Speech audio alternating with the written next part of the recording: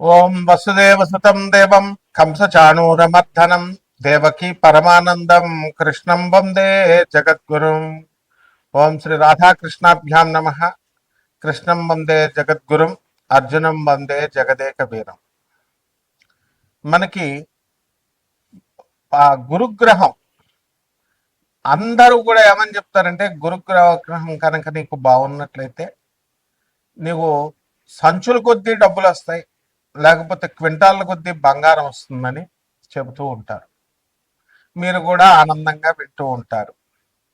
కానీ గురుగ్రహము ఏ విధమైనటువంటి సంపదలని కూడా మీరు కోరుకున్న రేంజ్లో ఇవ్వదు. మీ నాన్న మీకు ఆస్తి ఇస్తాడు, ఎప్పుడు ఆయన చచ్చిపోయేటప్పుడు ఇస్తాడు. ఆయన బ్రతికుండగా చిన్నప్పుడు నీకు ఒక 100 రూపాయలు, మహా అయితే ఒక 500 డైలీ ఖర్చులకు ఇస్తాడు. ఆ విధంగా గురుగ్రహం ఏం చేస్తుందంటే ముందు నీకు బుద్ధి బలాన్ని ఇస్తుంది, అంతే తప్ప ఇట్లా సొల్లు కబుర్లు చెప్పేటటువంటి పండితులు అవనియండి, సొల్లు కబుర్లు చెప్పేటటువంటి జ్యోతిష్కులు అవనియండి, వీళ్ళని ఎట్టి పరిస్థితుల్లో వీళ్ళని రాహు కబళించినప్పుడు, కలిపురుషుడు దూరేసినప్పుడు అవతల వాళ్ళని ప్రలోభ పెట్టడానికి చెప్తూ ఉంటారు. ఇది గురువు యొక్క పని కాదు. వాళ్ళకే ఫస్ట్ గురువు అనుగ్రహం లేదంటూ ఇలా చెప్తున్నటువంటి వాళ్ళు, అటువంటి వాళ్ళ మాటలు వింటే మీకేమొస్తుంది అనుగ్రహం? కాబట్టి మన దేవతల గురువు అయినటువంటి బృహస్పతి ఎప్పుడూ కూడా మీకు చక్కటి ఆలోచన విధానాన్ని, నిజాయితీని, ఆ తర్వాత చక్కగా మీరు రుజుమార్గంలో వెళ్ళేటటువంటి విధానాన్ని ఇస్తారు. ఇప్పుడు మంగిలికి డబ్బులు ఇచ్చారంటూ మంగిలిని బ్యాడ్ పాపులర్ చేశారు. ఆమె తీసుకుందో లేదో తర్వాత సంగతి, ఆమె ప్రమేయం ఉందో లేదో తర్వాత సంగతి. ఆమె పేరు చెప్పి మరి డబల్ మీకు డబ్బులు వస్తాయి, సిమెంట్ ఫ్యాక్టరీ కడుతుంది, పబ్బు పెడుతుంది అన్నప్పుడు మీకు బుద్ధి ఉండాలిగా. నేను సిమెంట్ ఫ్యాక్టరీ అంటే అంత ఈజీయా పెట్టడం? అందువలన భూపతి రాజు, వెంకటపతి రాజు, డాక్టర్ బివి రాజు గారు పెట్టారు రాశి సిమెంట్, విష్ణు సిమెంట్. విష్ణువర్ధన్ రాజు వాళ్ళ కొడుకు నడుపుతున్నాడు ఇప్పుడు భీమవరంలో. ఆయన ఎంత కష్టాలు పెడితే అది పెట్టారు. నేను దగ్గరుండి ఆయన్ని చూశాను. డాక్టర్ బివి రాజు కాలేజెస్కి మేము వెళ్తూ ఉంటాం. అలాగే మా తాతయ్య గారు డాక్టర్ ముల్లపూడి హరిశ్చంద్ర ప్రసాద్ గారు ఆంధ్ర షుగర్ ఫ్యాక్టరీ పెట్టడం ఎంత కష్టం? అంత ఈజీనా? లైసెన్సులు రావడానికి ఢిల్లీ నుంచి కళ్ళంట నీళ్లు పెట్టుకొని, అరే నా బామ్మది బోళపుల రామే మాట విన్నాను, నేను విని అనవసరంగా ఈ ఇండస్ట్రీ రూట్లోకి దిగానేమో, నా పొలాలు నేను చూసుకోక అని ఆయన ఎంత ఇదయ్యారో మాకు తెలుసు. కాబట్టి మరి మీరంతా దురాశకి ఇస్తారు డబ్బులు. దీన్ని రాహు యొక్క ఎఫెక్ట్ అది. ఒక పనికి మాలిన జ్యోతిష్కుడు సంచుల కొద్దీ డబ్బులు వస్తాయి, సంచులు కట్ల కొద్దీ బంగారం వస్తుందంటే ఎలా నమ్ముతున్నారా మీరు? కష్టపడాలి, బాగా చదవాలి, మీ అమ్మ చెప్పిన మాట వినాలి. మీ నాన్న నేను పడ్డ కష్టాలు నువ్వు పడకూడదురా అని చెప్పేసి, పాపం నేను బిజినెస్లో చిన్న చిన్న అబద్ధాలు, చిన్న చిన్న మోసాలు చేసి నేను కుటుంబ పోషణ చేయాల్సిన దుస్థితి, మా నాన్న మాట నేను వినకపోవడం వల్ల నాకు ఈ పరిస్థితి వచ్చింది. నువ్వు ఆ పరిస్థితి తెచ్చుకోక నాయన, చదువుకోరా బాబు అని చెప్తాడు. అంతేగాని నువ్వు వేసుకొచ్చాయి, బ్యాంకులు దోపిడీ చేసుకొచ్చాయి, ఈ దొంగిలించుకొచ్చాయి అని తండ్రి చెప్పడు. కాబట్టి ఇదంతా కూడా ఆ గురువు పక్కన రాహు గాళ్ళు, ఇలాంటి వాళ్ళు ఉంటారన్నమాట. వాళ్ళే ఈ కపట జ్యోతిష్కులు, కపట గురువులు అన్నమాట. ఎవరైనా సరే స్వామి వివేకానంద అది ఫాలో అవుతారా? స్వామి వివేకానంద ఎప్పుడైనా ఇలా చెప్పాడా మీకు? రామకృష్ణ పరమహంస, స్వామి వివేకానంద, ప్రభాత్ రంజన్ సర్కార్, ఆ తర్వాత చక్కగా మన ఆదిశంకరాచార్యుల వారు, రామానుజాచార్యుల వారు, రమణ మహర్షుల వారు ఎప్పుడన్నా ఇలా చెప్పారా? మరి ఇప్పుడున్న స్వామీజీలు నా దగ్గరికి వచ్చేయి, పూజ చేసుకో, కోట్లు వచ్చేస్తాయి, గోశాల పెట్టా, నీకు మోక్షం డైరెక్ట్ ఇచ్చేస్తా, ఈ ప్రవచనకారులు ఇలా చెప్పేటటువంటి వాళ్ళు. లేకపోతే గోశాల అంటాడు ఒకడేమో గుళ్ళు కట్టానంటాడు, ఒకడు కాశీలో పెట్టానంటాడు. ఉన్న స్వామి వివేకానంద అనాథ శరణాలయాల్లో, ఈ యొక్క ఆర్ఫనేజెస్ లో, ఓల్డేజ్ హోమ్లకి మీరు ఇవ్వచ్చు కదా. ఉన్న వాటికి ఇవ్వరు వీళ్ళు కొత్తగా పెడతారు వీళ్ళ బ్రాండ్తో, పనికి మాలిన వాళ్ళు. కాబట్టి స్వామి వివేకానంద ఇటువంటి జగద్గురువుల యొక్క ఆశీస్సులను తీసుకొస్తుందన్నమాట ఈ గురుగ్రహం. కాబట్టి మనకి కోటాను కోట్లు కావాలి, దురాశతో వెళ్ళేటటువంటి వాడు ఎప్పుడూ బాగుపడ్డు. రజనీకాంత్ ఏ సినిమాలో చెప్తాడు? నరసింహ, నీది గాంధీ నీ దగ్గరికి రాదు, నీదైంది నిన్ను వదిలి ఎప్పటికీ పోదు, నువ్వు ప్రయత్నించకపోయినా నీ దగ్గరికి వస్తుంది. ఇది సిద్ధాంతం నరసింహ. కాబట్టి చక్కగా ఆ గురుగ్రహం మనకి 19వ తారీఖు ఏప్రిల్ నెలలో స్వక్షేత్రగతుడు అవుతున్నాడు శుక్రగ్రహం. అలాగే మనకి ఈ యొక్క గురుడు కర్కాటక రాశిలోకి 2 జూన్ తర్వాత రాబోతున్నాడు. 31 అక్టోబర్ 2026 వరకు కూడా మనకి ఈ యొక్క కర్కాటక రాశిలో ఉండడం జరుగుతుంది. ఆ తర్వాత సింహరాశిలోకి ప్రవేశం చేస్తాడు 31వ తేదీ అక్టోబర్ నెల 2026 సంవత్సరం నుంచి. అలాగే ఈ యొక్క బుధగ్రహాన్ని మనం చూసుకున్నప్పుడు మనకి బుధగ్రహము 30 ఏప్రిల్ 2026 సంవత్సరం తర్వాత ఈ యొక్క బుధుడు మేషరాశి ప్రవేశం చేస్తాడు. అలాగే ఈ యొక్క కుజగ్రహాన్ని కనుక మనం చూసుకున్నప్పుడు మనకి కుజుడు చక్కగా మే 11వ తేదీ 5వ నెలలో మనకి కుజుడు మేషరాశిలో ప్రవేశిస్తాడు. అంతవరకు మీనరాశిలో 2 ఏప్రిల్ నుంచి ఉన్నాడు 2026 సంవత్సరంలో. ఈ విధమైనటువంటి గ్రహ మార్పుల వలన, ముఖ్యంగా ఈ యొక్క గురుడు శుక్ర గ్రహాల మార్పుల వలన, అలాగే ఈ కుజ బుధ గ్రహాల మార్పుల వలన, ముఖ్యంగా ఈ గురుగ్రహ సంచారం వలన మన 12 రాశుల వారికి కూడా ఏ ఏ రిజల్ట్స్ని ఇస్తుంది ఒక్కొక్క రాశి వారిగా మనం చెప్పుకుందాం.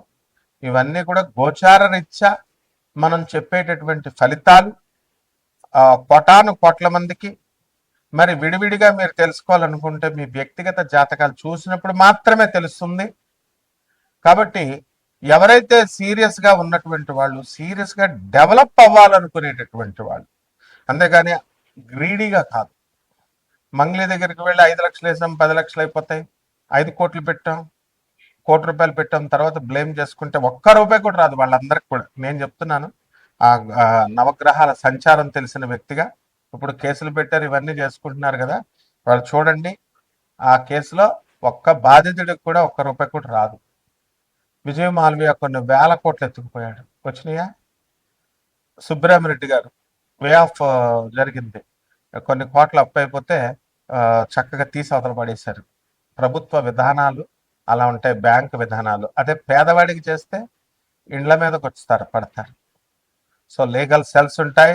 200 దేశాల్లో ఆశ్రమాలు ఉన్నటువంటి ఆనంద మార్గ ఆశ్రమానికి ఇంటర్నేషనల్ కోఆర్డినేటర్ నేను. సిబిఐ కొల్యూడ్ అయ్యి కొంతమంది కపట ఆర్జీ శ్రీవాత్సవ ఐజీ కొల్యూడ్ అయ్యి కరప్ట్ అయ్యి ఆనాటి ఇందిరాగాంధీ 19 ఎమర్జెన్సీ సమయంలో మా గురువు గారిని సిబిఐ అరెస్ట్ చేసినప్పుడు అతను పాయిజన్ ఇచ్చారు, మామూలు మనిషి అనుకొని విషం తాగాడు, విషం ఇచ్చారు. బ్రతికిన తర్వాత బెత్తరపోయాడు. బెత్తరపోయిన తర్వాత ఆయన సాక్షాత్తు శివసంభూతుడని తెలుసుకొని అదే ఐజీ శ్రీవాత్సవ ఆయన పాదాల మీద పడి క్షమాపణ అడిగి ఈ రోజున మాకు ఆనంద్ నగర్ జార్ఖండ్ లో Singhbhum first landscape on the earth అని అక్కడ ఆయన సన్యాస దీక్ష తీసుకున్నాడు మా గురుగారి దగ్గర. ఇప్పుడు కూడా సర్వ్ చేసుకుంటున్నాడు. సో సింగభూమి జార్ఖండే first landscape on the earth అని geological survey of India geological evidences ఉండగా, అలాగే ఎన్జిఆర్ఐ ఇవన్నీ కూడా సెంట్రల్ గవర్నమెంట్ ఎవిడెన్సెస్ ఉండగా బుద్ధి లేదా ప్రవచనకారులకి? బుద్ధి లేదా మీకందరికీ చెప్పేటటువంటి వాళ్ళు యూట్యూబ్కి మైథలాజికల్ స్టోరీ లాగా చెప్తారు. ఏది ఈ యొక్క ఏమిటది కల్కి పుడతాడు, ఏమిటా ఆ ప్లేస్ ఏమిటి? కల్కి పుడతాడు శంబాలా నగరం. రిపీట్, కల్కి పుడతాడు, అది శంబాలా నగరం అని ఒక మైథలాజికల్ స్టోరీ లాగా అదేదో ఎక్కడో ఉంటది, అది హిమాలయ పర్వతాల తర్వాత ఎక్కడో ఉంటది, మానవులు వెళ్ళలేరు. ఏంటి సొల్లు కబుర్లు చెప్పాను నేను. First landscape on the earth Singhbhum, refer చేసుకోండి గూగుల్. జార్ఖండ్ ఇండియా, అది భూభాగం అని చెప్పి జియోలాజికల్ ఎవిడెన్సెస్ చెప్తుంటే మళ్ళీ మీరు ఇది చేస్తున్నారు. ఏం do you want me to file the cases against all such YouTubers? ఎందుకు చరిత్రను మారుస్తున్నారు మీరు? అలాగే రాముడు అయోధ్యలోనే పుట్టాడు. మైథలాజికల్ స్టోరీ రామాయణం కావ్యం అని చెప్పడానికి మీకు ఎవరిచ్చారు అధికారం? మరి పని పట్టలేక అయోధ్యలో రామాలయం కట్టారు. పని పట్టలేక భక్తులందరూ రాముడి వారి దగ్గరికి వెళ్తున్నారు. అలాగే మధురాలో కృష్ణుడు పుట్టాడు. దట్స్ మళ్ళీ కృష్ణుడు మైథలాజికల్ స్టోరీ భాగవతం అబద్ధం, భగవద్గీత అబద్ధం అంటూ కొంతమంది యూట్యూబర్లు రా మీరంతా. యూట్యూబర్లు మీరు ఉపాసకులు అవుతారా? మీరు భక్తులు అవుతారా? స్వామి వివేకానంద శిష్యురా మీరు? గురు పరంపర నుంచి వచ్చినటువంటి వాడిని నేను చెప్తున్నాను. రాముడు గురువు. రాముడు అయోధ్యలోనే పుట్టాడు, అదే సాకేతం. మధురలో కృష్ణుడు పుట్టాడు, అదే గోలోకం. రామాయణం అనేటటువంటిది కల్పితం కాదు. భాగవతం అనేటటువంటిది కల్పితం కాదు. కురుక్షేత్రం అనేటటువంటిది కల్పితం కాదు. యక్షిణీల గురించి మీకేం తెలుసురా? యక్షిణీల గురించి చెప్తున్నారు ఒక ఆర్గనైజ్డ్ గా, ఒక గౌరవప్రదంగా. నేను చెప్పుకొస్తే వేరే ఛానల్ వాళ్ళు వేరే గొట్టంగాల్ని చిన్న చిన్న వాళ్ళని పెట్టి యక్షిణీలు గురించి మీకు తెలిసినట్టు చెప్తున్నారు. మీరు ఉపాసన చేయలేదంటూనే మీకేం తెలుసు అసలు? ఎందుకు? How do you degrade the Hindu goddesses? So ఇవన్నీ కూడా మీరు చెప్పడం వల్ల, ఈ దురాశాపరులైనటువంటి ఈ జనం చూడటం వల్ల ఏమవుతుందంటే ఈ యొక్క మీకు రిజల్ట్స్ రావు. గురుగ్రహం చేసేది అదే నిజమైనటువంటి జ్ఞానాన్ని చెప్పడం. గురు పరంపర అంటే ఆజ్ఞాపించాలా గురువు? ఆదేశ్వరు గురు దత్తాత్రేయుడు ఆదేశిస్తాడు. It is an order. ఆదిశంకరాచార్యుల ఆది గురువు శ్రీ ఏమంటాడు? నా గురోరధికం, నా గురోరధికం, నా గురోరధికం ఇది శివ శాసనతః. శివుడు శాసించాడు. ఇదేమన్నా రాజకీయ నాయకుళ్ళు సీఎంలు పిఎంలు అనుకుంటున్నారు చెప్పడానికి. దిస్ ఇస్ ఆర్డర్, గురువు ఆర్డర్. కాబట్టి ఇక నుంచి ఎటువంటి మైథలాజికల్ స్టోరీస్ లాగా ఎవరు కూడా చెప్పకూడదు. అలా కనుక చెప్పినట్లయితే తప్పకుండా లీగల్ ప్రొసీడింగ్స్ కి వెళ్తాం. ఇదే గురుగ్రహం చేసేటటువంటి. అంతేగాని బస్తాలు బస్తాలు డబ్బులు మీకు ఇచ్చేది, బస్తాలు బస్తాలు మీకు డబ్బుల్ని ఇవ్వదు. జ్ఞానాన్ని ఇస్తుంది, మంచి గురువుల్ని ఇస్తుంది, మంచి స్నేహితుల్ని ఇస్తుంది, నిజాయితీ పరులుగా ఉన్నటువంటి వాళ్ళ చేత మీకు కల్పించి యథార్థ భక్తిని, నిజ భక్తిని మీకు కల్పిస్తుంది. ఇక 12 రాశుల వారికి ఒక్కొక్క రాశి వారిగా మీకు ఏమేం ఫలితాలు ఇస్తుందో ఈ వీడియోలో చూద్దాం. ధనుస్సు రాశి. ఈ ధనుస్సు రాశి వారికి అందరికీ కూడా అర్ధాశ్రమంలో ఉన్నటువంటి శని, కుజ, బుధగ్రహ జప పరిస్థితుల వలన మీకు అర్ధాశ్రమంలో ఉన్నారు. అందువలన కుజదోష సంబంధమైనటువంటి విషయాల్లాగా మీకు కుక్కలు కరవడం, కొంతమందికి యాక్సిడెంట్లు అవ్వడం ఇలాంటివి జరుగుతాయి. అప్పులు చేసి చాలా వ్యాపారాలు మీరు పెట్టారు. గతంలో ఈ వ్యాపారాలు అమ్ముడవట్లేదని బాధలు పడుతూ వచ్చారు. ఇప్పుడు ఈ రాశి వారికి అమ్ముడవుతాయి. మీకు కొంచెం జాతకం పుంజుకుంటుంది. ఇక వీళ్ళందరూ కూడా మనకి సప్తమంలో ఉన్నటువంటి గురుగ్రహ ప్రభావం వలన ప్రశాంతమైనటువంటి జీవితము, జీవన విధానము అలవాటు అవుతుంది. ఆలోచన విధానం, ప్రేమ వ్యవహారాల్లో కూడా ఎంత ఉద్రిక్తంగా ఉంటూ ఎప్పుడు గొడవలు పెట్టుకునేటటువంటి వాళ్ళు మరి ఇవన్నీ కూడా ఆగిపోయి చక్కగా ప్రేమ వివాహాలు చేసుకోవడానికి అవకాశాలు అధికంగా ఉన్నాయి. ఎలూప్మెంట్లు కూడా జరగడానికి అవకాశాలు ఉన్నాయి. ఎవరైతే అక్రమ సంబంధాలు ఉన్నాయో అటువంటి వాళ్ళు వదిలేసుకోవడానికి అవకాశాలు అధికంగా కనబడుతున్నాయి. అలాగే ఈ ధనుస్సు రాశి వారికి అందరికీ కూడా మనకి వృత్తుల్లో ఆదాయాలలో పెరుగుదల అనేటటువంటిది గత సంవత్సరం కంటే, గత రోజుల్లో కంటే కూడా ఈ రోజుల్లో అధికంగా మనకి కనబడడం అనేటటువంటిది జరుగుతుంది.